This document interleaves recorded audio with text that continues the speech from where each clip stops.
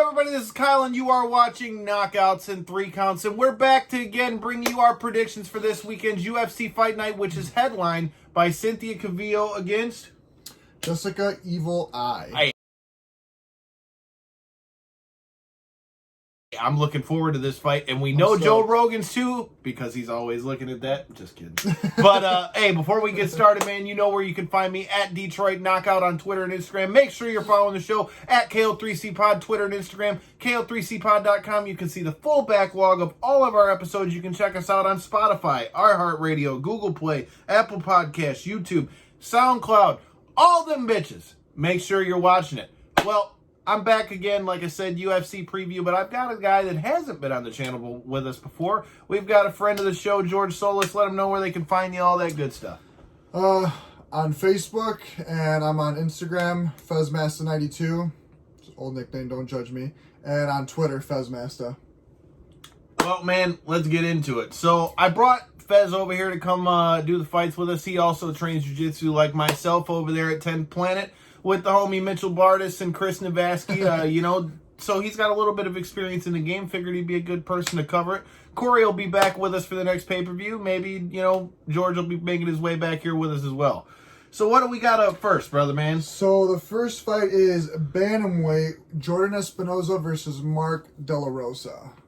So, in looking at these fights, you got two guys that are coming off of a couple fight skid here. Yeah, Espinosa's on a 2-fight losing streak. De La Rosa's on a 3-fight losing streak. So this brings an interesting question. I mean, so you've got, we've seen a theme in these fights they've been running. There's been guys that have been on, a lot of guys that have been on skids that have been fighting on this. Yeah. Do you think that that's got more to do with, is it because maybe some of the better guys haven't, you know, felt it out yet and don't want to fight on those cards, or...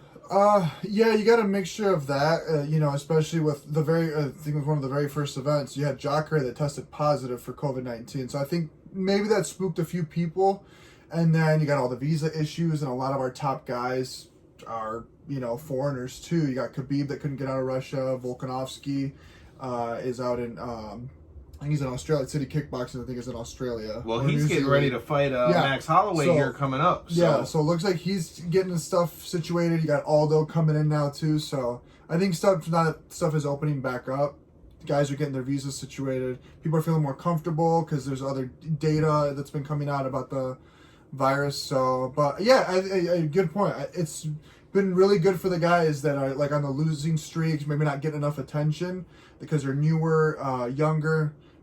This has exposed them a lot, you know, and a lot of people are watching now because there's no other sports on TV. Well, I was about to say, you know, I mean, normally I would argue that, you know, fighting on cards like these where there's no fans or maybe not as much build, you know, isn't, you know, as big of a deal. But with the current situation that we're in with COVID and all that, I mean, like he said, you know, everybody's watching the fights right now. So, enough about the bullshit. Let's get to the fight. You got a couple guys that are going to be, you know, coming off losses. Both guys are hungry. You've got one that's 14-7 and one that's 11-4. Yeah. Even though experience should be the edge in this one, I feel like I'm gonna go with De La Rosa on this one. Yeah, man. I mean, he's got the black belt in jiu-jitsu. You know, we're a little biased to that, but at the same time, you know, 3-fight losing streak. If he loses this one, you know, everybody says like after 3, everybody's on their toes. So. He's going to come back a little more hungry, I think. Especially he's had a lot of back and forthness with flyweight. Went from bantamweight to flyweight and then back to bantamweight in the midst of losing 1 and then losing 3. So I think right now he's got to buckle down and be like, okay, the bantamweight division is going to be my home and prove a point to, you know, not risk getting let go, but to also, like, you know, kind of get him people talking about him out there. All right, so who's your pick for this one? I'm going with De La Rosa. All right, so he you know, he's new in here real quick, so he's following my lead. But hey, you're picking the right lead. What do we got next on the card, brother man? Next we have, it's another smaller weight class. We have technical difficulties. Andre Fili and Charles Jordan. So Andre Fili has a checkered past with this show. Yep. Because he's fought past guests of the show, Miles Jury. Great fight. I have no argument with him winning that fight. I mean, I think Miles put up a great fight there, but I mean, hey, I had respect for him coming in. I mean, that was another fight kind of similar to when Miles fought Cowboy, where for me, I like both guys, but obviously I'm biased towards Miles, which, as you can see in this picture, he's getting ready to go to war in July for Bellator. Make sure you check that out, and make sure you check out his channel, which will be in the links to the description. All right. I'll let you go first on this one. Who do you got in this fight and why? I'm going to go with Andre Fili, Team Alpha Male, so he's got the aggression, going to have the wrestling. And I think right now especially, you know, you got guys like Cody Gar Brandt that's been cross-training. You know, a lot of their original crew has been cross-training, feeling it out. So, you know, not that, you know, Team Alpha Male is always going to be there. They're one of the original squads. But, you know, I think they need a guy that's going to really, like, you know, kind of stamp, you know, a gold star on that team again. I think Andre Fili is the guy to do it. You know, he's tough. He's as tough as they come, for sure. All right. Again, it looks like we're going the same way because I'm going with Andre Fili in this one. I just feel like, dude, he's tough. Anytime he's in a fight, he's tough. And on top of that, 100%. He's very highly skilled as well. Like he said, he's got a great team with Team Alpha Male. They're coming off a high right now. And speaking of coming off losses, you know, you had the big knockout by Cody Gar Brandt. And it's very effective. Sun Tzu attached the body late in the round.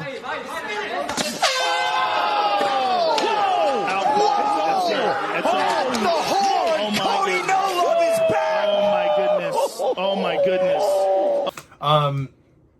God, that was such a good fight. It really was, dude. And, you know, if anyone needed that win, it was Cody Gar Brandt. Cody Gar Brandt. Dude, okay.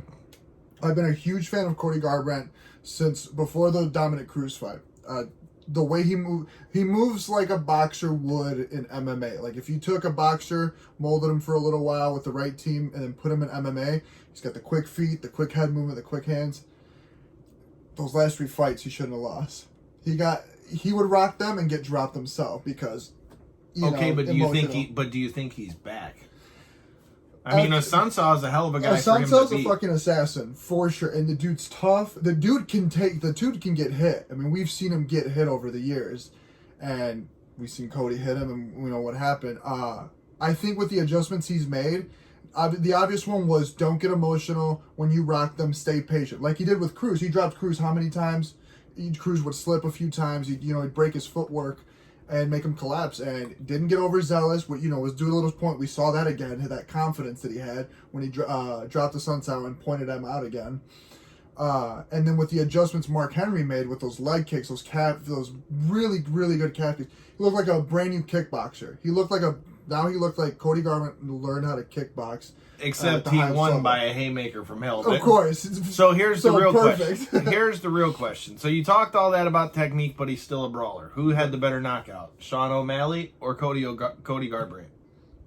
I think Cody Gar Brandt, because of the comeback that came with it. Everybody kind of was already, okay, O'Malley's got this. He's going to get through Wineland. Let's get him. Everybody's kind of on that hype train.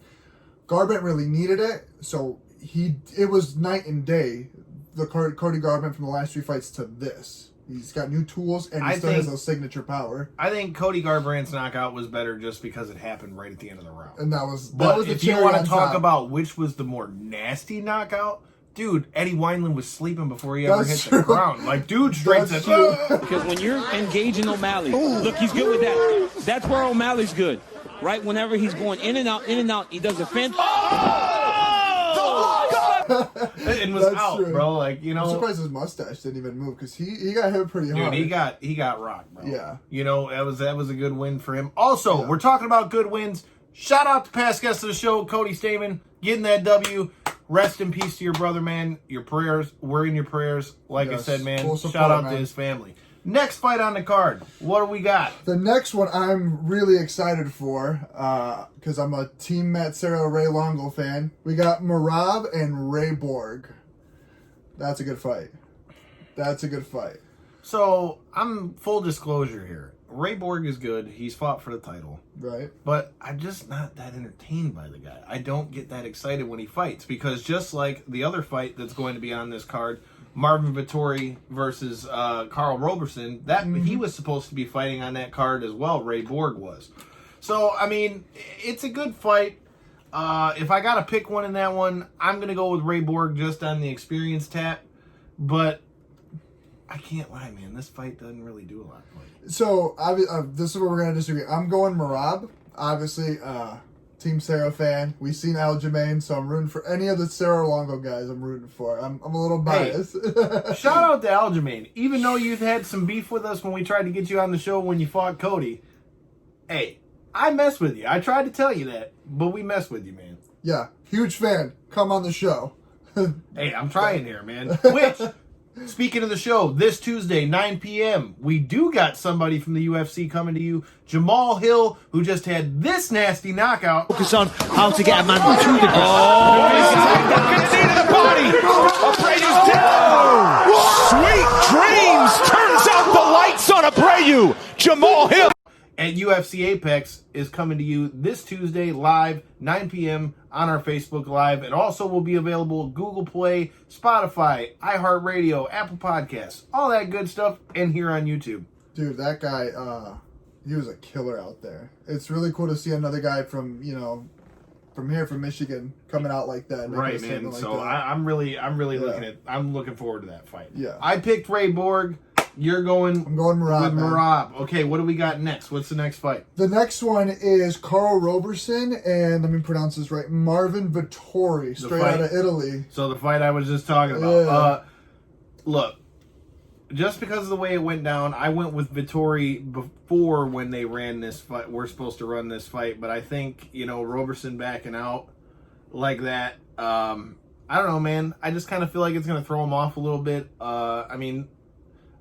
I feel like the conditions right now are going to screw anybody up, but I mean, now with Jim's opening back up and things, maybe the extra time gave them both more time to train for their opponents since it was the same guy. But for me, I'm going with Marvin Vettori in this one. Yes, and I had to confirm because I didn't want to mix it up. But yeah, Marvin is the one who trains under Rafael Cordero, King's MMA. That dude's got killers out of there. We're talking about a coach that was back in the shoot the box days with Vanderlei, Vitor, Shogun. Now he's got these guys. You got Calvin Gaslam out of there. TJ's been there before. So I think this dude is going to be, I think he'll be a contender eventually in the middleweight division as long as he sticks with that team, because that dude just breeds animals. I swear to God he does. I agree, man. Yeah. Like I said, I'm going Vettori on this one. Yeah, Looks Vettori like, for sure. Isn't it funny? The two guys who train jiu-jitsu are picking a lot of the same guys. Who do we got next on tap, brother man?